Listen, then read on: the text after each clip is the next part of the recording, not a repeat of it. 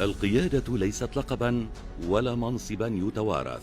القيادة تجربة تصنع من النار وصبر يختبر في العواصف. حين اشتعلت حول بغداد النار كان هناك رجلا يواجه، وحين حاول الإرهاب أن يمزق الوطن كان يجمع الصفوف ويصنع الانتصار.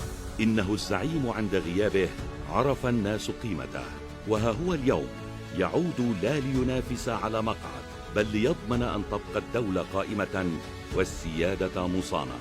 نوري المالكي، قائد خبر الأزمات وصوت الدولة حين يسكت الجميع.